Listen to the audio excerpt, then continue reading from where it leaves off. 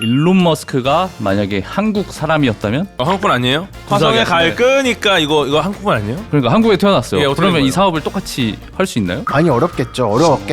앞으로 국민 모두가 아는 기후테크 기업이 한국에서도 나타날 수 있을까요? 20년 뒤에 예. 대한민국 시가총액 1위는 왜 자꾸 젠슨항이 우리나라 오겠습니까? 근데 치킨 먹으러 오는 거 아니에요? 아니에요. 피지컬 AI를 하고 싶은데 우리 피지컬 AI 안 했잖아요. 이런 것도 안 하고 지금 기후 솔루션 끝나는 겁니다. 이렇게 끝나서 되겠습니까? 안 되죠. 콘센트 뒤에 숨겨진 무한한 가능성, 전개의 미래를 읽어보는 What If. 저는 호스트 궤도입니다. 반갑습니다. 네, 지난주에 말씀드렸다시피 오늘 대단원의 막을 내릴 예정입니다. 최종화라는 말이죠. 그래서 저도 오늘 약간 그 좀 조문 느낌으로 이제 끝이다?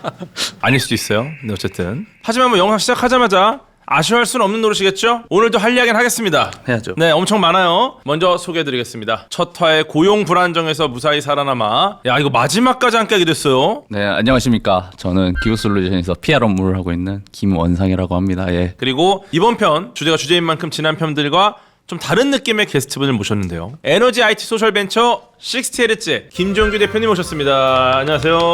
안녕하십니까. 60Hz 대표 김종규입니다. 한국 기후테크 협회 회장도 겸직하고 있습니다. 기업명이 좀 독특해요. 네, 저희 회사 이름 60Hz는 한국 전력망 표준 주파수를 의미하는데요. 에너지 공급이랑 수요가 균형 상태에 있을 때 한국 전력망은 60Hz가 되는데 에너지 전환이 진행이 되면서 공급 수요 균형 맞추는 문제가 점점 어려워질 수 있는데요. 이 문제를 잘 해결하겠다 이런 의지를 담아서 이름을 만들었습니다. 60Hz는 안 바뀌나요 앞으로? 안 바뀝니다. 영원히? 막 정말 큰 문제가 생겨서 기준이 좀 바뀔 수도 있잖아요. 전쟁이 나면 바뀔 수도 있을 것 같은데 그 전에는 안 바뀔 것 같습니다. 전쟁이 나면 사실 뭐 기업이 문제가 아니죠 그때는. 네, 어쨌든 에너지 IT 소셜 벤처라고 하셨죠? 예, 맞습니다. 여긴 무슨 일을 하는 곳입니까? 저희는 크게 두 가지 일을 하고 있는데요. 첫 번째로는 재생에너지 발전소나 전기차 같은 것들을 분산 전원이라고 얘기를 하는데 이런 소규모 분산 전원들을 IT 기술을 활용을 해서 연결하고 관리하는 소프트웨어 만드는 일을 하고요. 두 번째로는 이런 분산 전원들이 친환경 전기를 생산을 했을 때 그 전기를 모아서 삼성이나 현대나 이런 곳들이 친환경 에너지 전환을 한다고 하면 모아서 아리백 하실 수 있도록 도와드리는 서비스 이 두 가지를 크게 하고 있습니다. 와, 그러면은 실제 이 재생에너지를 이렇게 만드시는 것도 하시는 거예요? 만드는 것도 앞으로는 하고 싶은데 현재는 만들진 않고 남들이 만든 거를 잘 모아서 관리하는 쪽으로 하고 있습니다. 그럼 약간 지금 플랫폼 같이 그렇습니다. 이런 것들이 있네 이걸 이렇게 엮어주자 이런 느낌으로. 맞습니다. 그래서 저희가 좀 독특한 에너지 회사의 예시로 인용이 될 때도 있는데 그 이유는 저희가 발전소를 갖지 않았는데 에너지 관련된 일을 하고 있어서 소프트웨어로 일을 하고 있어서 좀 특이한 그런 회사라고 말씀드릴 수도 있습니다. 그럼 결국은 나중에는 뭐 재생에너지를 만드시겠네요. 그것까지 노브랜드 해보려고 전기 이런 거. 꼭 만들어 보고 싶습니다. PV 전기 안 나와요? PV 전기도 해보고 싶은데 PV 전기 나올 것 같은데 좀 저렴하게. 누가 투자 좀 노브랜드 해주시면 전기. 한번 그죠? 좋습니다. 네, 그럼 몸풀기 전에 먼저 몸풀기 전에 뭐 딴 걸 더 하나요 뭘? 몸풀기잖아요 지금. 몸풀기 전에도 준비할 수 있으니까. 몸풀기 전에 네. 그러면 몸을 풀기 위해서 뭘 해야 돼요? 네. 몸풀기 전에 기후테크에 대해서 한번 설명해 주시면 도움이 될 것 같아요. 기후테크가 사실은 이해하기 좀 복잡할 수 있는데 현재 한국에서는 기후테크라고 하면 크게 5가지 분야를 얘기를 합니다. 첫 번째는 클린테크라는 분야가 있는데요. 여기에는 저희 같이 재생에너지 관련된 일을 하는 회사들이 포함되어 있습니다. 그리고 두 번째로는 카본테크라는 분야가 있습니다. 카본테크는 탄소 포집 기술이나 전기차, 배터리 같은 일을 하는 회사들이 포함이 되는 그런 분류이고요.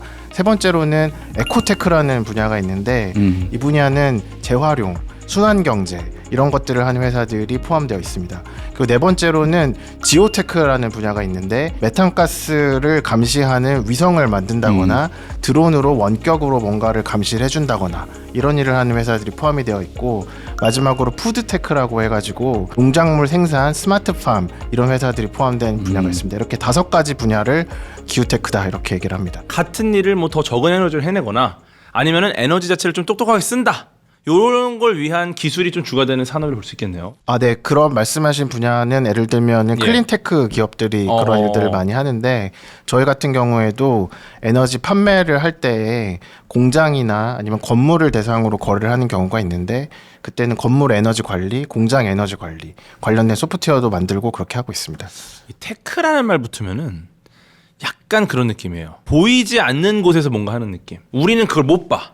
네. 근데 보이지 않는 곳에서 이 모든 것들을 다 전반적으로 운영하고 이게 잘 돌아가게 해주는 거 아닌가. 기후테크도 약간 그런 느낌으로 좀 보이는 게 좀 있습니다. 네, 맞습니다. 그래서 저희가 좀 보여야겠다고 생각을 해가지고 아하. 70개 정도 기업들이 모여가지고 어마어마한데요? 한국기후테크 협회도 올해 만들어졌고요. 오. 그리고 또 정부에서도 기후테크 특별법 같은 것들을 준비를 하시면서 이 분야를 좀 더 보이게 하려고 함께 노력을 하고 있습니다. 엄연한 산업이다. 그렇습니다. 이게 그럼 결국 착한 기술을 표명하는 게 아니라 정말 돈이 되고 목표점이 있으니까 거기에 이제 뭐 다양한 이제 기업들이 지향점을 가지고 바라보는 산업이라는 거죠. 그렇습니다. 저희 같은 경우는 경제적 가치만을 생각하진 않고 이제 환경적인 기여라던가 이런 사회적으로 의미 있는 지표들도 관리를 많이 하고 있는데 앞으로는 이런 기업들이 뉴 노멀이 되는 세상이 올 것이다 이렇게 생각합니다. 그러니까 막 캠페인을 막 부르짖고 이런 게 아니라 네. 진짜 비즈니스로 접근한다. 기후를. 그렇습니다.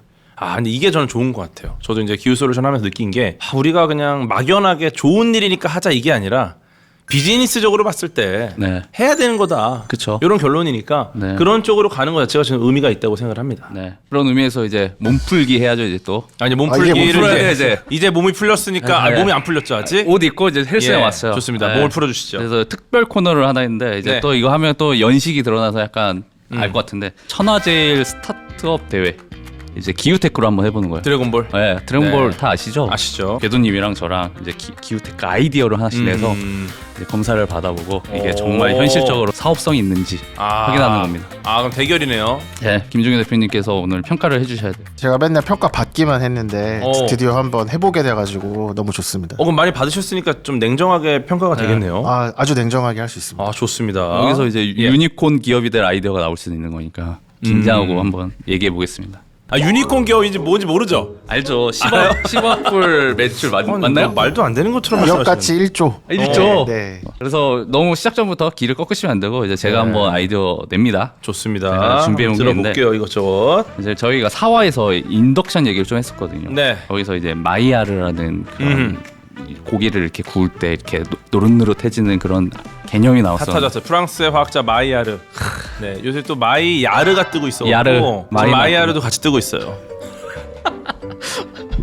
야르와 함께 네. 마이야르도 같이 뜨고 있습니다 요새. 네, 그래서 이게 아마 집집마다 인덕션 많이 예. 바꾸잖아요. 근데 그쵸. 이제 불맛 내기는 어려워지잖아요. 어허. 그러면은 사람들은 내 불맛이 원하는 사람들이 있어. 거기다 가미류를 만들어서 불맛을 나게 하는 거. 인덕션의 요리에도 불맛이 난다. 어떻게 하실 거예요?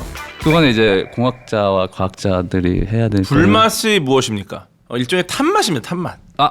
네, 불맛은 안 타면은 이 불맛이 좀 덜하지 않습니까? 네. 네, 그럼 태워야 돼요. 태워야죠. 네. 그걸 제가 어. 이제 뿌리기만 하면 그 맛이 난다. 아, 그걸 개발을 하려고요. 그, 듣자마자 좀 아니죠? 예, 그 일단 뭐 인덕션 보급에 약간 기여할 수 있다는 측면에서는 이제 기후테크로 억지로 얘기할 수도 있겠지만 아하. 맛에 너무 포커스를 두시면 약간 주방용품 같은 아하. 느낌이 들기도 합니다. 그래서 근데 인덕션 보급에 어떤 걸 기여하신 거죠? 아 불맛을 낼 수 있으니 사기 아닙니까? 인덕션 그냥 인덕션으로 불맛을 내겠습니다. 이거 사기 아닙니까? 1000명 중에 1명은 이걸로 살 수도 있잖아요. 아, 좀 위험합니다. 어쨌든 네. 그럼 합격인가요? 저는 투자하지 않겠다 정도로 아, 예, 이거 탈락이죠. 아하. 네, 보류로 하겠습니다. 보류. 보류. 아, 뭐 2명 있는데 보류면 탈락이지 뭐. 그럼 궤도님 아이디어 한번 들어봐야죠. 네. 원상님하고 좀 다르게 좀 물리학적으로 접근해 볼게요. 엘리베이터 발전소 어떻습니까? 엘리베이터 발전소. 이름은 그럴싸한데. 느낌 딱 오죠? 네. 이거 딱 듣는 순간 이런 생각 들죠? 아, 이 생각을 왜 못했을까? 콜럼버스의 달걀 아시죠? 아무도 못했지만 누군가 말하면 그때 이제 알게 돼. 어허. 아파트 엘리베이터가 내려갑니다. 요거는 사실 내려가는 힘 자체가 어쩌면 중력이 도와준다라는 거예요. 이거 내려가는 이 중력을 이용해서 내려갈 때 생기는 이 에너지를 회수해서 이 아파트 공용 전기로 사용하자. 관리비에서 이제 공용 엘리베이터 비용 이런 거 좀 줄일 수 있고, 이게 주민분들이 엘리베이터를 원래 이용하면 할수록 전기 요금이 많이 들잖아요. 근데 많이 내려갈수록 관리비가 내려간다. 이거 물론 아닐 수 있어요. 계산 안 해봤기 때문에. 과학적으로는 말이 되는 거죠. 차량도 회생제동 개념이 있지 않습니까? 그렇죠. 그래서 회생제동. 엘리베이터에도 제가 알기로는 회생제동 개념을 써서 어허. 에너지를 회수하는 시스템들이 장착된 것들이 있는 걸로는 알고 있습니다. 이미 있습니까? 예, 그런데 뭐 효율을 조금 더 개선할 수 있는 방법을 찾아서 한다 그러면 그게 기후 관점에서는 충분히 의미 있는 일은 맞는 것 같은데 그렇죠. 근데 또 이게 사업이라고 생각하고 보면은 추가적인 설치 비용이라던가 아니면 또 관리하는 데 드는 비용이라던가 이것들이 상당히 커야 전기를 회수하는 것을 가지고 운영을 할 수 있는 또 그런 그림들이 나오지 않겠습니까? 그래도 이거 좀 잘 홍보되면 이거 되게 또 의미 있는 움직임 아니겠습니까? 노후화된 엘리베이터부터 네. 우리가 국가에서 이거는 조금 최신식으로 교체해 주겠다.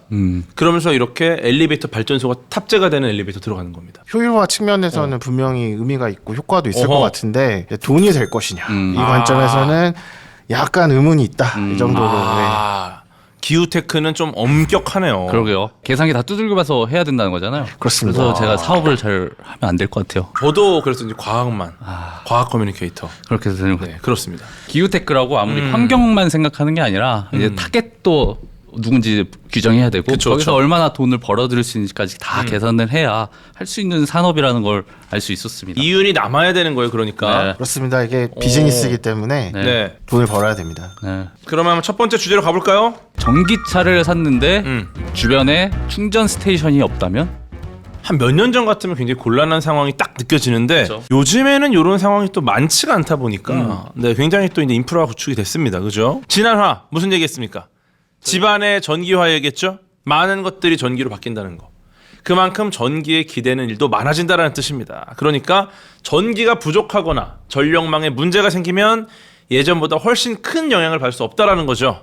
네. 전기는 단순히 비용 문제가 아니라 이것을 어떻게 잘 관리하느냐에 따라서 우리 생활에 너무나 큰 영향을 미치는 것이기 때문에 앞으로 전기와 흐름 안에서 다양한 관리 서비스들이 등장할 수밖에 없고요. 이 모든 것들이 다 기후테크 영역에 속한다 말씀드릴 수 있겠습니다. 또 저희가 아리백 얘기도 했었는데 네. 기업들도 어쨌든 청정 에너지를 써야 되는 의무가 있으니까 이제 기업들한테도 기후테크가 현실이다 이렇게도 볼 수 있는 거죠. 물론입니다. 지금 한국에 있는 주요 대기업들이 다 아리백 선언에 참여를 하셨고 국제적으로도 포춘 500에 속하는 많은 기업들 대부분이 아리백을 하고 계십니다. 그렇기 때문에 이 수요는 전 세계적으로 계속해서 늘고 발생하고 있고요. 기업들의 아리백 이행을 위해서 이제 있는 기후테크들의 사례들도 몇 가지 얘기해 주시면은 좋을 것 같은데요. 일단은 친환경 전기를 생산하는 그런 일을 하는 기업들이 있고요. 두 번째로는 저희 같이 생산을 직접 하진 않지만 여러 발전기들을 모아가지고 거래를 하도록 도와드리는 그런 기업들이 있습니다. 뭐 해줌 같은 경우에는 친환경 전기, 특히 태양광 발전소를 가지고 태양광 전기를 생산하는 일을 열심히 하고 있고요. 해가 준다라는 거? 예, 해줌이 해를 준다는 의미에서 해줌으로 알고 있습니다. 해가 해줌. 너 뭐 해줌? 네. 해가 줌. 다이줌. 이름 잘 지었네. 네. 그러게요. 60Hz보다 좀 이름이 네. 60Hz는 좀 뭔가 저희는- 레이싱 느낌이 좀 나는데요. 예, 저희는 60Hz. 설명을 좀 해야 되니까 예, 그래서 사실은 해줌. 예, 그럼 기분이 때 긍정적으로 바뀌면서 다 해주나? 근데 해가 준대. 네. 느낌 있다고 그러는데요. 태양광으로 친환경 전기를 생산해가지고 기업들이 아리백 하실 수 있도록 도와드리고 하고 있기 때문에 또 어떤 기업이 있습니까? 뭐 예를 들면 엘라이튼 같은 경우에는 해줌이랑 좀 비슷하긴 하지만은 이 기업도 온라인 플랫폼을 만들어가지고 작은 발전소들을 모아가지고 전기 거래를 해주는 그런 일들을 하고 있습니다. 엔드 라이튼이네요. 엔라이트닝 그러니까 깨닫게 하는. 인라이트먼트랑 에너지 합쳐가지고 에너지를 하신 것 같아요. 약간 예, 저 추정입니다. 라이튼 추정. 느낌도 좀 있고. 60Hz가 너무 어렵다 이름이. 결국 이제 대기업하고 재생에너지의 어떤 가교 역할을 해주시는 일을 하는 게 기후테크의 역할이기도 하네요. 징검다리라면 어떤 역할인 거예요? 대기업들 같은 경우에는 수출을 하셔야 되는데 네. 지금 수입을 하시는 쪽에서 친환경 전기를 써서 제품을 생산해라 이런 거를 조건에 넣는 그런 구매처들이 많이 늘어나고 있거든요. 요즘 그렇게 되고 있죠. 네, 예. 그래서 재생에너지를 조달을 못하면은 수출에 문제가 생기기 때문에 아리백도 하시는 건데요. 네. 근데 문제는 아리백을 하려고 재생에너지 발전소를 찾으려고 하다 보니까 사실은 너무 많고 이 많은 거를 잘 관리하는 것들이 본인들의 영역은 좀 아니신 거죠. 한국뿐만이 아니라 사실은 생산 시설이 해외에 있는 기업들도 굉장히 많이 있으시거든요. 그래서 이 문제가 한국만의 문제가 아니고 뭐 미국이면 미국, 뭐 베트남이면 베트남, 생산 시설이 있는 모든 곳에서 다 이 일을 해줄 수 있는 서비스가 필요합니다. 아 그럼 큰 기업들이 많이 그런 파트너십을 맺고 있겠네요. 네, 저희 같은 경우에도 국내 많은 대기업들이랑 이미 거래를 하고 있습니다. 현재는 그런데 큰 기업들과 거래를 하는 중소기업들도 재생에너지를 써라 이런 지침들이 만들어지고 있어서 중소기업 쪽으로까지 시장이 조금 확대되고 있는 추세이고요. 제 개인적으로는 사실 여기 계신 분들 저를 포함한 개인들도 재생에너지를 선택적으로 쓸 수 있는 서비스가 있으면 좋다 이렇게 생각하고 있습니다. 그렇군요. 저희 또 히트펌프 얘기하지 않았습니까? 저번에 예. 거기에 또 삼성이 또 달려들어서 히트펌프 사업을 열심히 한다. 대기업들도 근데 끼어들고 있다. 그러면은 사실 스타트업 입장에서는 조금 막 부담스러워지잖아요. 근데 실제로는 그 대기업들이 대규모 에너지를 사용하는 그런 기업들이 많다 보니까 사실은 대기업들이 관심을 가져주는 것이 전체 시장을 키워가는 데는 도움이 많이 된다고 생각하고요. 또 삼성 같은 기업들 같은 경우에는 글로벌 마켓도 있기 때문에 그쵸. 국내에 있는 기업들이 해외 진출하는 데도 도움이 되고 여러 가지 긍정적인 효과가 더 큰 것 같습니다. 근데 어쨌든 그리고 또 다른 서비스들 뭐 B2C 사업들 관련된 것들은 요거를 이렇게 사업 사이클 자체가 그냥 내놓고 반응 보고 또 바로 뭐 시작하고 이런 것들이 있잖아요. 근데 엄밀히 말하면 이런 기후테크 관련된 또 에너지 관련된 것들은 이게 조금 더 보수적으로 돌아갈 것 같은데 그래서 아마 또 대기업 입장에서는 조금 더 어려운 부분이 있지 않나 싶기도 하고요. 네, 그래서 사실 IT 기업들 같은 경우에는 빨리빨리 제품을 시장에 출시하고 피드백을 받고 그런 식으로 사업을 운영하는 경우들이 많이 있는데요. 그쵸. 기후테크 기업들은 사실은 조금 호흡을 길게 가져가야 되는 측면이 있어서 맞아요. 이런 영역을 잘 육성하기 위해서는 거기에 맞춘 정책들, 시스템, 환경 이런 것들이 좀 필요합니다. 근데 이제 이런 것들이 또 장점이 되기도 합니다. 그런 얘기지 않습니까? 진짜 알짜배기 회사들 이런 곳들은 이름도 처음 들어본 회사들이다. 60Hz 처음 들었어. 처음 듣죠? 현대, 기아 다 알잖아요. 아 식상해. 뭐 식상해. 근데 그 자동차에 들어가는 브레이크 시스템 원천 기술을 가진 회사 오. 아세요? 모르겠는데요. 우리가 개인 관점에서 이름을 모르지만 그런 기업들은 한번 거래를 트면은 공급업체를 잘 안 바꿉니다. 왜냐면은 이 브레이크 시스템 하나 요거의 안정성이 자동차 전체 안전 그리고 이제 기업의 어떤 신뢰도까지 연결이 되다 보니까 하나를 딱 정하고 얘가 굉장히 괜찮네. 그 다음은 이제 사실 바꾸는 게 더 일인 거죠. 기후테크도 비슷합니다. 전력망, 에너지 시스템 이거 안정성 얼마나 중요합니까? 그러니까 한번 신뢰를 얻고 연결이 되면 대기업과 이런 기후테크 스타트업들이 생태계를 이렇게 만드는 거겠죠? 네, 맞습니다. 특히 에너지 같은 경우에는 거래를 여러 번 하기보다는 한번 정하면 장기 계약을 하는 경우가 되게 많습니다. 그러다 보니까 이 생태계를 선점하는 그런 것들이 굉장히 중요할 수가 있고요. 그래서 치열하게 경쟁도 하고 치열하게 투자도 하고 그렇게 시장이 형성되고 있습니다. 어쩌면 그러면은 대기업이 이걸 우리가 하자 이게 아니라 이 생태계를 먼저 선점하자. 생태계를 만드는 거에 조금 더 노력을 하겠네요. 네, 그렇게 할 수 있는 기업들이 결국에는 성공할 거다 그렇게 보고 있습니다. 그렇습니다. 여기서 첫 번째 if 제목을 다시 떠올려 보시면 됩니다. 전기차를 샀는데 동네에 충전 스테이션이 없다면 결국 아무리 좋은 전기차를 만들어도 충전할 곳이 없으면 이거 못하는 겁니다. 그러니까 좋은 기술 하나보다 사람들이 그 기술을 자연스럽게 계속 사용할 수 있도록 환경을 만드는 것, 그게 바로 생태계를 구축하는 이유인 거죠. 뭐 예를 들어 예전에 스마트폰 처음 나왔을 때 아무도 배달 플랫폼, 모바일 결제, 뭐 차량 호출 서비스 생길 거 상상 못했습니다. 하지만 이 기기 하나가 보급되면서 수많은 이 스마트폰 소프트웨어, 어플리케이션 생태계가 만들어졌어요. 그러고 나니까 서로가 서로를 먹여 살리는 구조가 만들어지는 거죠. 대기업도 몇 개 나오고. 그래서 기후테크와 에너지 시장 정확하게 이 수순을 밟아가고 있다 이렇게 좀 보이거든요. 계속 다음 스텝으로 가면서 새로운 스텝을 계속 열고 있는 그런 시작인 겁니다. 그럼 많은 분들이 알고 있는 기업들 중에 하나가 또 전기차 회사로만 알고 있는 곳이 있죠. 근데 여기가 알고 보면은 전기차는 사업의 일부분이고 다른 사업도 하고 있는 곳이 있다고 하더라고요. 어딘지는 다 아시죠? 현대? 기아? 테슬라 말씀하시는 것 같은데 현대도 열심히 하고 있다. 그 말씀을 그렇죠. 꼭 드리고 싶습니다. 네. 그래서 오늘 하고 싶은 얘기가 테슬라였어요. 다음 주제에서는 네. 테슬라가 어떻게 그런 생태계를 만들어냈는지 그리고 그 안에는 어떤 전략이 숨어 있는지 한번 풀어보겠습니다. 두 번째 if 주제입니다. 일론 머스크가 만약에 한국 사람이었다면 한국분 아니에요? 요즘 화성을 한국말도 갈 하는 것 끄니까 같더라고요. 이거 하시던데. AI로 사투리 쓰셨는데. 전라도 사투리 구수하게 화성을 갈 하시네. 끄니까 이거 한국분 아니에요? 몇 년 전에. 아 죄송합니다. 너무 옛날 거 죄송합니다. 이건 뭐냐? 쉽게 말해서 한국에서 테슬라를 창업했어도 과연 지금 같은 회사가 될 수 있었을까? 그런 질문인 거죠. 기후테크 기업의 성공이 기술이나 자본만으로 가능한 건지 아니면 국가 정책이나 산업 환경도 함께 영향을 미치는지 이 두 번째 주제로 이야기를 해보자는 겁니다. 사실 저도 처음에 이제 테슬라가 국내에 진출했을 때 그냥 자동차 회사네, 전기차 회사네 이렇게 알았는데 홈페이지 가면은 느낌이 좀 달라요. 전기차도 물론 있지만 뭐 미국에 있는 집 그림 나오고 거기 막 태양광 패널이 나오고 배터리 보여주고 이런 되게 큰 그림을 보여주더라고요. 그래서 이거 보고 단순히 그냥 자동차 회사는 아니겠거니 이렇게 생각을 했었어요. 테슬라 같은 경우는 전기차도 팔지만 네. 사실은 태양광 패널도 팔고 있습니다. 그리고 또 맞아. 에너지 저장 장치, 배터리 이것도 맞아요. 팔고 있습니다. 배터리 또 워낙에 열심히 공부하는 데니까 네.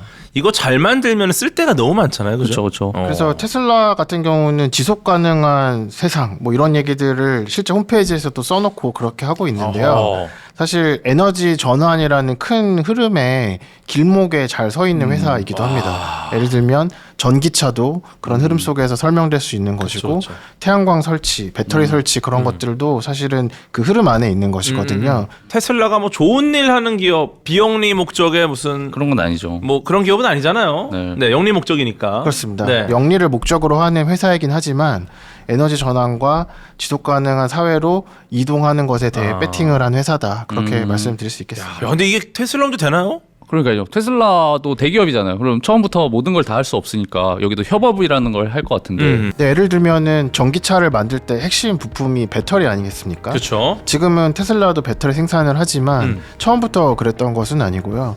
파나소닉이나 LG 에너지 솔루션 같은 곳에서 생산한 배터리를 가져다가 전기차를 만든 그런 사례들이 있고 그리고 또 태양광 패널을 지금 판매하고 있긴 하지만 역시 처음부터 만들었던 건 아니고요. 이제 솔라시티라고 하는 태양광 회사를 인수하면서 그 일을 하게 되었습니다. 태양광 산업도 이제 그때부터 좀 관심이 있구나 좀 느꼈는데. 그래서 이런 큰 회사들이 생태계에 한번 등장하면은 다양한 기업들과 협업을 많이 하기 때문에 긍정적인 의미도 많이 있다고 말씀드릴 수 있겠습니다. 듣다 보니까 궁금한 게 이게 아무리 아이디어가 좋고 사업성이 있어. 근데 이게 주변 환경, 아까 환경 얘기하셨잖아요. 환경에서 안 받쳐주면은 이런 사업들도 못 한다는 의미잖아요. 네, 그렇습니다. 특히 기후 에너지 환경 분야는 정부의 규제나 정부의 제도의 영향을 크게 받고 있기 때문에 사실 다른 나라 사례를 보더라도 기후테크 분야에서 큰 기업들이 등장할 때에는 항상 정부의 역할이 적극적으로 있었다 그런 말씀을 드릴 수 있습니다. 그러면 우리 김일원 대표는 어떻게 되는 겁니까? 그러니까 전남 영광 출신 이제 사투리 쓰는 네. 김일훈. 기후 위기 극복할 거니까 이거. 네, 그러니까 한국에 태어났어요. 예, 어떻게 그러면 된 이 거예요? 사업을 똑같이 할 수 있나요? 많이 어려웠겠죠. 예를 들어서 일단 내수시장 규모가 크게 차이 나는 것도 물론 있는데 정말 자본금도 똑같아도 그렇습니다. 오. 그렇다 하더라도 그때 당시로 돌아가서 보자면 미국 정부 같은 경우에는 저금리 대출 상품도 만들어주고 또 전기차 구매하시는 경우 세액공제 상품을 만들어주시기도 하셨고 또 내연기관을 많이 생산하는 회사들한테 탄소배출권 구매 의무를 줘가지고 테슬라로부터 탄소배출권을 오히려 사게 만든 그런 사례들도 있고 그래서 정부가 만들어내는 그런 정책이 영향이 크다 이렇게 말씀드릴 수 있습니다. 와 근데 진짜 일론 머스크는 뭐 한다 그러면 정부가 모든 걸 다 도와주는 느낌이 좀 있어요. 항상. 그것이 이제 미국이 조금 기업에 대해서 여러 가지 실험을 할 수 있는 다양한 환경들을 만드는데 정부의 좀 적극적인 그런 뒷받침이 있는 것 같다. 그런 인상은 저도 있는 것 같습니다. 이거 사실 약간 고정관념일 수 있는데 뭐 다른 나라의 어떤 기업들이 뭘 한다 했을 때 예를 들어 스페이스X 같은 경우가 네. 미국에서 나사가 정말 전폭 지원해줬거든요. 아. 야 저렇게까지 도와줘서 저걸 키운다고? 근데 결국 커져서 국가에 엄청난 도움이 되고 있잖아요. 그렇죠. 네. 근데 이런 것들이 좀 다른 나라 사례에서는 확 보이는 게 있는데 우리나라가 좀 어떤 방향으로 가고 있는가 이런 부분들 좀 우리가 좀 면밀히 살펴야 되지 않나 생각이 좀 듭니다. 한국은 뭐 없나요? 왜 한국에서는 왜 이런 기업들이 탄생하지 못하는 거죠? 아까 말씀드렸지만은 기후 분야, 에너지 분야, 환경 분야가 정부 역할이 워낙 큰 분야이다 보니까 정부가 크게 관심을 가져주면 큰 회사들도 나오고 관심을 작게 가져주시면 작은 회사들만 있는 것이고 좀 그런 경향이 있는 것 같고요. 네. 다만 한국 같은 경우는 영국이나 미국이랑은 좀 다른 산업들이 있지 않습니까? 예를 들어 가전제품 쪽에서도 굉장히 잘 하고 있는 기업들이 있고 뭐 반도체도 잘 만들고 있고 여러 가지 저희 그 국가만의 특징이 있기 때문에 그것에 맞춘 여러 가지 제도들 정책들이 필요한 것 같습니다. 우리나라도 강점이 있습니다. 무엇이죠? 우리나라 제조 경쟁력 전 세계에서 가장 강력한 나라예요. 그러니까 배터리, 반도체, 자동차 이런 거 잘 만든단 말이에요. 네. 그러니까 이런 것들 좀 글로벌 무대에서 거의 탑 클래스 아닙니까? 그래서 사실 에너지 전환이란 큰 흐름이 한국 경제에 좋은 것이 아니냐 저도 그렇게 생각하는데요. 예를 들면은 한국에 있는 기업들이 일단 첫 번째로 배터리도 굉장히 잘 만들죠. 그렇죠. 그리고 또 차도 잘 만들고요. 그쵸. 그리고 또 반도체, 뭐 조선 이런 것들도 에너지를 굉장히 많이 쓰는 산업인데 굉장히 잘 만들고 잘 하고 계시지 않습니까? 그래서 사실 이런 배경들을 볼 때에 에너지 전환이라는 흐름을 따라갈 게 아니라 앞에서 나간다고 하면은 더 좋은 사업 기회들을 기존에 잘하고 있는 기업들이 찾을 수 있겠다 이런 생각도 좀 듭니다. 아니 제조업 강국이라는 거 진짜 강력합니다.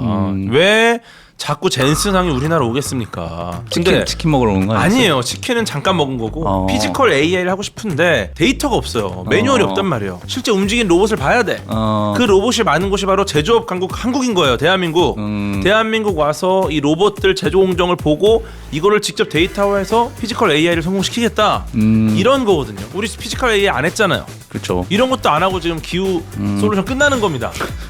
이렇게 끝나서 되겠습니까? 안 되죠. 네. 그럼 뭐 결국 누굴 뭐 참고하고 따라하는 것보다 그 나라에 맞는 상황에 맞는 걸 채택해서 이제 기후테크의 시장을 여는 게 중요하다는 말씀이신 거죠. 그렇습니다. 네. 우리만의 방식으로 성장한다면 우리한테 가장 적합한 기후테크는 뭐라고 볼 수 있을까요? 이 대한민국의 미래 세 번째 이프 주제입니다. 우리나라에도 국민 기후테크 기업이 탄생한다면 60Hz 우리나라 제도상 환경상 잘 맞습니까? 이름은 잘 맞는데요. 해주면요. 해주도 저희랑 아마 비슷할 것 같습니다. 잘 맞아요? 잘 맞춰가려고 서로 노력하고 있다. 예. 아직은 좀 이게 도움이 필요한 상황이네요. 그런데 사실은 이번에 새로운 정부가 들어서면서 에너지 전환을 굉장히 열심히 하고 계시긴 합니다. 그래서 그러한 그 정책의 영향으로 저희들에게도 조금 햇빛이 들어오는 날이 있지 않을까 생각하고 있습니다. 지금 조금씩 그러면은 잘 맞춰지고 있다. 그렇습니다. 원하는 어떤 목적에 맞게 좀 가고 있다. 방향은 잘 설정된 것 같다. 좋네요. 이건 좋네요. 그러면 정말 우리나라에 딱 맞는 어떤 산업 있습니까? 전 국민들께서 다 아시는 것들 위주로 좀 말씀드려보자면 현재 한국이 AI에 대한 투자도 굉장히 적극적으로 하면서 동시에 전력망에 대한 투자 그리고 발전원에 대한 여러 가지 투자를 크게 하고 계시지 않습니까? 그렇죠. 그러다 보니까 저는 이쪽 분야에서 큰 기회가 있을 것이다라고 생각을 하는데요. 특히 전력망을 관리하는 이런 산업 같은 경우에는 한국뿐만이 아니라 전 세계적인 수요가 굉장히 크게 있는데 한국이 지금 선언한 대로 이 일을 잘 이행을 해나간다고 하면은 되게 선도적인 여러 가지 경험을 할 수 있을 것 같아서 거기서 좀 비즈니스 기회가 있지 않을까 생각하고 있습니다. 한국을 넘어서 다른 나라에서까지 할 수 있는 그런 기회가 있지 않을까 생각을 합니다. 사실 우리나라에 딱 맞는 거를 찾아서 우리나라에서만 하자 이거보다도 어쨌든 우리한테 유리한 것들을 좀 해서 글로벌로도 확장을 하자. 어떻게 보면 기후위기가 우리나라만의 문제가 아니니까 이렇게 좀 글로벌적으로 고민하는 게 맞기도 하네요. 생각해보면. 그렇습니다. 그래서 예를 들어 미국의 전력 수요가 늘어난다. 그리고 한국에 있는 기업들 주가도 따라 올라가는 것들이 꽤 있거든요. 예를 들어 전선도 한국이 잘 만들고 변압기 같은 전자기기도 잘 만들고 아까 말씀드린 배터리도 잘 만들고 이러다 보니까 에너지 전환을 향해 가는 길에서 특히 이런 전력망과 발전원에 대한 여러 가지 투자 가운데에서 기업들의 기회가 있지 않을까 생각합니다. 지금 하시는 것도 어쩌면 좀 운영과 제어 관점에 좀 집중하시는 거죠? 네, 그런 인프라들이 많이 늘어나면 또 이런 인프라들을 잘 관리할 수 있는 소프트웨어도 덩달아 커질 것인데 저희 같은 회사들은 그런 소프트웨어를 잘 만드는 일을 하면 된다 생각하고 있습니다. 네, 이것 전에 우리 송전 얘기할 때도 그렇죠. 나왔었던 얘기잖아요. 만들어 놓고 못 쓰는 전기 얘기를 좀 했었거든요. 맞아요. 근데 이런 것도 한국에서도 지금 문제가 되고 있지 않나요? 버리는 것도 리스크가 있다고 우리가 이제 배웠기 때문에 그래서 그런 것들을 해결할 수 있는 기술 서비스에 대한 수요는 계속 커질 수밖에 없고 이게 또 한국만의 일은 아닙니다. 그래서 잘 극복하면은 좋은 기회로 이어질 수 있다 생각하고 있습니다. 네, 한국이 IT 기술 관련해서는 굉장히 강점이 있다 이렇게 많이들 얘기를 하시는데 IT에 강점이 있는 것 치고는 에너지 분야에서 IT를 굉장히 잘 활용하고 있냐. 사실 그거는 좀 아닐 수도 있다라는 생각도 들거든요. 예를 들어서 아까 재생에너지 얘기도 하셨는데요. 재생에너지가 언제 몇 시에 얼마나 생산이 될 것인지 예측하는 것도 굉장히 중요한 IT, AI 기술이 필요한 분야인데 이 부분도 저희가 좀 더 잘할 수 있는 룸들이 많이 있다고 생각이 되고요. 또 그렇게 예측을 잘 하고 나면은 그것을 배터리 같은 것들과 연결해가지고 관리하는 것도 중요하지 않습니까? 그래서 발전소 짓는 것만 중요한 게 아니라 말씀하신 대로 잘 쓸 수 있도록 만드는 기술들에 대한 투자도 좀 병행이 돼야 된다 생각합니다. 기후테크라는 말 자체가 조금 생소할 수 있지만 어쩌면 우리나라가 하기에 굉장히 유리한 상황인 산업일 수도 있겠네요. 한국같이 이렇게 촘촘하게 또 전력망이 연결된 국가가 많지는 않고 또 한국 안에서 테스트를 해볼 수 있는 여러 가지 여건들이 있고 그쵸. 또 변화를 목전에 두고 있는 상황이기도 하기 때문에 네. 많은 기회가 있을 것이다 생각합니다. 들어보니까 이제 우리나라 원래 잘하는 아까 제조업들 이런 것들도 결국에는 흘러 다 기후테크랑 맞닿아 있는 것 같은데 그러면 우리나라도 기회가 있다고 볼 수 있는 거겠죠? 기후 문제 대응하는 것이 특정 기업만의 문제는 아니기 때문에 사실은 어떤 산업군에 속한 기업이든 간에 이런 환경에 대한 관심은 높아질 수밖에 없고 대응을 또 해야 되는 일들은 생길 것으로 생각이 듭니다. 그래서 기존에 한국에서 중요한 역할을 하고 있는 기업들이 기후 관련돼서 여러 가지 비즈니스를 추가하실 것으로 생각을 합니다. 어허. 뭐 예를 들면 반도체, 배터리, 철강 이런 데서 그런 기술들이 나올까요? 근데 뭐 배터리 같은 경우에는 이미 에너지 전환이라는 흐름상에서 너무나 중요한 역할을 하는 기술이기 때문에 배터리 회사들 열심히 관련된 기술 개발하고 계신 걸로 알고 있고요. LG 에너지 솔루션. LG 에너지솔루션, 삼성 SDI, SK온 뭐 이런 회사들이 다 배터리 회사들이지 않습니까? 그래서 관련된 시장도 잘 파악하고 계시고 열심히 하고 계신 걸로 알고 있습니다. 포스코 같은 전통적인 기업들도 저탄소 철강이나 이런 것들에 대한 연구 개발을 하고 계십니다. 그리고 그 사이사이로 또 이어주려면은 아까 말씀하신 기후테크 기업들이 그 역할들을 해야 된다. 이렇게 말씀하신 거죠. 60Hz. 유명한 회사죠. 감사합니다. 네. 그럼 질문을 조금 바꿔서 기후테크 이 단어가 지금은 좀 낯설어도 앞으로는 누구나 다 아는 산업, 기업들이 될 것이다. 기후테크랑 연결된 기업들이 많아질 것이다. 기후 문제가 지금 안타깝게도 뭐 해결이 되는 방향으로 가는 게 아니라 문제가 점점 커지고 있거든요. 문제가 점점 커진다는 얘기는 시장이 점점 커지고 있다 이렇게 말할 수도 있을 겁니다. 그래서 제가 기존에 있는 기업들도 네. 에너지든 환경이든 뭔가 새로운 비즈니스를 하게 될 것이기 때문에 네네. 결국에는 기후테크 기업이 될 수도 있다 이렇게 말씀을 드렸었는데요. 근데 사실 또 한국에 있는 스타트업들 중에도 앞으로 더 크게 잘 될 것 같은 기업들도 물론 있습니다. 그래서 몇 가지만 소개시켜 드리자면 폐기물을 수거를 해서 재활용하는 비즈니스로 크게 성장하고 있는 기업으로 슈퍼빈 같은 회사도 있고요. 나라스페이스 같은 회사는 그 환경을 감시할 수 있는 위성 기술을 개발을 해서 얼마 전에 또 코스닥 상장도 한 그런 회사도 있습니다. 나라 스페이스 테크놀로지. 네, 박세필 맞습니다. 대표. 맞습니다. 제 직속 후배입니다. 네, 저 제가 잘 이제 대학원 했을 때 같이 위성을 만들던 친구예요. 네. 끝까지 하셔가지고 결국 성공하셨습니다. 역시 훌륭한 친구입니다. 제가 정말 아끼는 후배인데. 한국 기후테크 협회 이사도 하고 계십니다. 아, 그래요? 네. 그러면 이제 앞으로 국민 모두가 아는 기후테크 기업이 한국에서도 나타날 수 있을까요? 혹시 설마 저희 회사도 됐으면 좋겠고 또 제가 생각하기에는 기존에 있던 잘 알려진 기업들이 기후테크 기업으로 변신하는 날들이 올 것이다 그렇게 보고 있습니다. 어떤 기업들이 있죠? 에너지를 많이 쓰는 기업들 같은 경우에는 그것에 대응하는 과정 중에서 에너지 관련된 비즈니스가 새로 생길 것으로 생각이 되고요. 또 그게 더 커지면은 기후테크 기업이 될 수도 있지 않을까 그런 생각도 합니다. 빅테크 기업들이 전기도 정말 많이 쓰니까. 그쵸. 이 에너지 문제는 진짜 우리가 너무너무 중요한 아이들이 나올 수밖에 없는 것 같아요. 그죠? 그럼 이제 20년 뒤에 대한민국 시가총액 1위는 우리 6THz가 되는 것도 한번 꿈꿔보겠습니다. 네, 뭐 기후테크 기업이 되는 건 확실할 수 있다. 예. 시가총액 1위인 기업이 갑자기 기후테크를 하는 거 아닐까요? 그럴 수가 있습니다. 그럴 수 있을 것 같아. 예를 들면 그쵸? 현재 시가총액 1위인 회사들이 반도체 회사들 아닙니까? 그렇죠. 반도체 회사들의 가장 큰 지금 이슈가 에너지 문제 아니겠습니까? 아, 그럴 수밖에 없죠. 그럼 에너지 문제를 남들이 해결해 줄 때까지 기다릴까요? 아니면 본인들이 해결하려고 할까요? 아, 직접 나선다. 직접 나설 수도 있고요. 아. 뭐 투자를 하실 수도 있고 여러 가지 방법은 있을 것 같은데 사실 이번에 국가적으로 큰 관심이 있는 메가 프로젝트 관련된 것만 보더라도 뭐 1조, 2조가 아니라 수천조를 투자하시는 그런 큰 계획인데 거기에 크게 들어가 있는 게 또 에너지 아니겠습니까?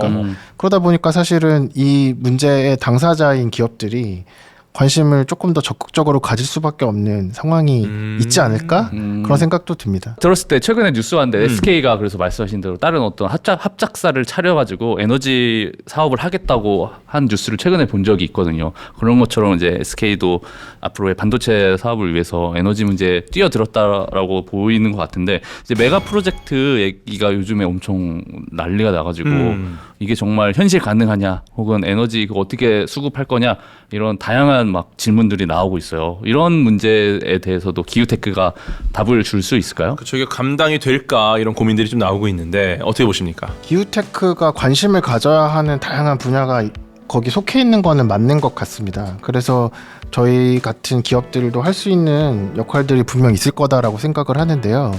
근데 사실 관련해가지고는 좀 잘 살펴봐야 되는 부분도 있을 것 같아요. 예를 들어 전력 수요를 굉장히 크게 산정을 해가지고 큰 발전소들을 많이 지어야 된다 이런 얘기들도 하시지만은 사실은 전력 수요를 얼마나 감축시킬 수 있을까? 이것도 한번 질문해 볼 수 있잖아요. 예를 들면 데이터 센터를 짓는다. 전기를 굉장히 많이 쓴다라고 하는데 데이터 센터 전력 사용을 효율화시키는 기술들은 뭐가 있을까? 이런 것들도 사실은 검토를 좀 해볼 필요가 있는 것이죠.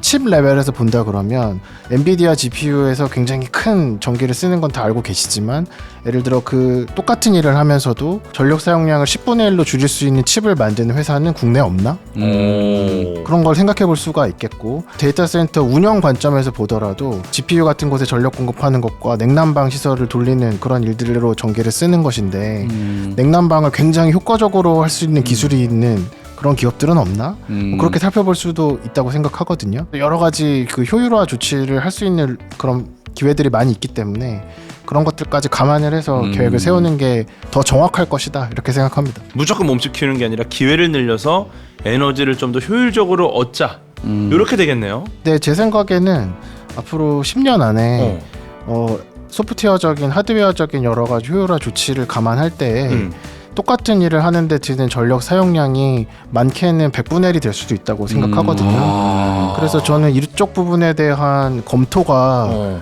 조금 더 필요한 것 같다. 그리고 그렇게 해야만 기후테크 기업들에게도 더 많은 기회가 생길 것 같다. 그런 생각이 듭니다. 발전만 늘리면 되는 거 아니냐라는 전통적인 방법을 생각했는데 들어보니까 다양한 지점을 생각하면서 메가 프로젝트를 할 수도 있겠구나라는 생각이 듭니다. 마지막 질문을 해보고 싶은데요. 결국 전기의 시대에서 살아남는 나라는 그럼 누가 될 것인가?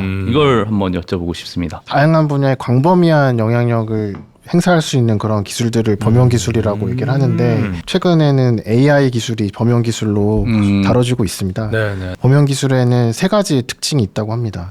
하나는 성능이 계속해서 좋아져야 되고요.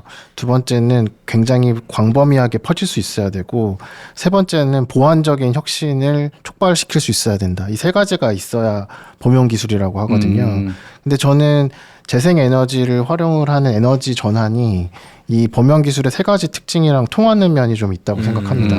예를 들어 첫 번째로 계속해서 성능 개선이 일어나고 있냐? 그렇습니다. 태양광 풍력 효율이 계속 좋아지고 있고 가격도 떨어지고 있잖아요. 네. 그래서 첫 번째는 해당이 되고 두 번째로 빠르게 확산시킬 수 있냐?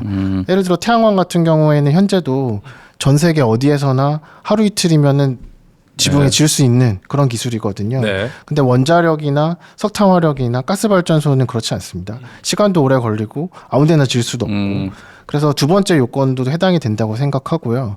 또 세 번째로 그 보완적인 혁신을 촉발시킬 수 있냐 이 문제에 대해서도 저는 재생에너지 정심의 에너지 전환이 그러하다라고 봅니다. 예를 들어 제가 걸어가다가 기업인데 컴퓨터를 하나 주웠다. 네. 그러면은 기업 가치가 얼마만큼 증가하는 게 상식적입니까? 컴퓨터 가격. 컴퓨터 잃어버린 사람한테 찾아줘야죠. 물론 그렇죠. 이거는 좀 이게 네. 부도덕적인 행동으로. 그럼 누가 줬다라고 해보죠. 예. 누가 줬다. 예. 그러면 사실은 기업 가치 플러스 컴퓨터 가치만큼 올라가야 사실은 정상인데 그렇겠죠. 실제로는 한 10배 이상 오른다고 되어 있거든요. 오. 컴퓨터가 하나 생기면 그거 산 걸로 끝나는 게 아니라 이 컴퓨터를 잘 쓰려면 뭘 많이 해야 되는 거죠.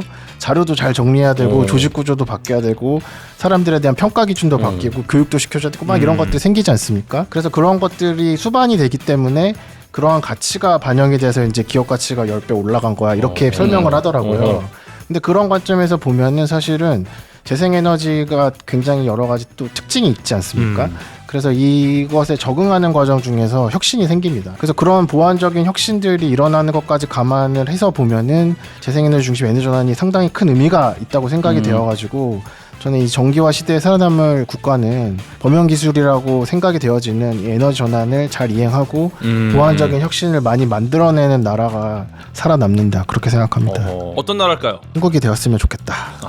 오늘 이야기하면서 하나 느낀 게 있네요. 네. 기후테크라는 게 결국 이제 한국만의 유일한 독자, 완전히 새로운 그걸 찾아낸다는 것이기보다 이 상황, 급박하게 변해가는 상황에서 어떤 사업 모델이 우리한테 잘 맞을지를 빨리 포착하고 발견하는 거. 그리고 단순히 말하면 한국의 테슬라를 그냥 똑같이 만드는 게 아니라 네. 한국에 맞는 테슬라의 형태를 갖춘 다른 기업이 될 수 있다는 거죠. 이런 오늘 인사이트를 얻은 것 같습니다. 네, 그 기후라는 그 이름 때문에 뭔가 도덕적인 어떤 가치만을 가지고 이런 일들이 다뤄지는 것인가 이렇게 인상을 받으실 수 있겠지만 사실 기후테크라고 하는 것은 산업의 분야 하나로서 다뤄지는 게 맞다고 생각합니다. 그래서 친환경 또 환경에 대한 여러 이로운 일들을 한다는 명분도 가져가면서 동시에 경제적인 가치도 발생시킬 수 있는 산업 분야가 기후테크라고 생각을 하고요. 이런 기후테크에 많은 관심들 가져주시면 좋겠습니다. 네, 오늘 기후테크를 통해 우리나라 산업의 미래까지 함께 살펴봤는데요. 기후테크가 왜 국가와 기업의 필요 전략이 되어 가는지, 그 미래는 무엇일지 정리해볼 수 있는 시간이었습니다. 우리가 어렸을 때 이제 과학 상상 그리기 대회 뭐 이런 거 하면 날아다니는 자동차, 뭐 해저 도시, 달나라 수학여행 이런 거 나오지 않습니까? 그런데 실제 미래는 생각보다 훨씬 조용하게 좀 시작되는 것 같습니다. 조금 더 효율적으로, 조금 더 안정적이게, 똑똑하게 이 작은 변화들이 쌓여서 우리의 삶을 아주 천천히 바꾸다 보니까 시간이 한참 지나고 돌아봤을 때야 비로소 정말 발전했구나 이렇게 놀라게 되는 거죠. 과학이 그런 측면이 있는 것 같아요. 이제 에너지라는 게 되게 단순한 건지 알았는데 가만히 있어 보니까 새로운 기술들이 막 나와 있고 내가 모르는 개념들도 막 나와 있는 거 보고 포모 같은 게 왔었던 것 같아요. 나는 아직 이 정도 알고 있는데 세상은 이렇게 바뀌었구나. 그러니까 이런 기후 솔루션 프로그램이 있는 거 아니겠습니까? 그렇죠. 예, 사실 아마 저도 기후 관련된 이야기를 많이 했었는데 이런 걸 좀 하고 싶었어요. 약간 이렇게 뭔가 현실적인 얘기, 기후 관련된 이야기를 할 때는 항상 경각심 위주로 가요. 너무 상황이 안 좋다. 거의 이제 텀블러를 사용하자 뭐 이런 거밖에 안 되거든요. 근데 이런 이야기를 하는 기후 관련된 프로그램의 시대는 좀 끝났습니다. 이제는 정말 구체적으로 뭔가 변화를 이끌고 있는 어떤 혁신가들의 이야기를 해야 되고 이 안에서 우리가 어떤 것들이 바뀌고 있고 우리는 여기서 뭘 해야 될까? 이런 고민들을 해야 된다는 거죠. 네. 그래서 굉장히 구체적인 이야기를 들어봤던 것 같아서 정말 저도 즐거운 시간이었고 저는 이렇게 생각합니다. 저희 방송이 공익 방송은 아니다. 그러니까 우리가 캠페인성 이야기, 좋은 이야기, 정말 입에 발린 이야기만 하지 않는다. 정말 저희는 현실적인 이야기를 지금 드리는 거고 그래서 아마 이 와트이프 보시는 분들이 진짜 이런 부분들을 고민해 볼 만하구나. 이런 것들이 진짜 현실이구나 하는 생각을 좀 떠올리셨으면 좋겠습니다. 여러분, 와트이프는 막을 내리고요. 전기 시대는 이제 막 시작됐습니다. 앞으로 더 중요한 건 우리에게 맞는 기술을 어떻게 만들어가느냐겠죠. 여러분께서 함께 지켜봐 주신다면 다가올 미래를 기다리는 게 좀 더 즐겁지 않을까 싶습니다. 지금까지 전기의 미래를 읽어보는 와티프였습니다. 끝까지 함께 해주셔서 고맙습니다. 안녕.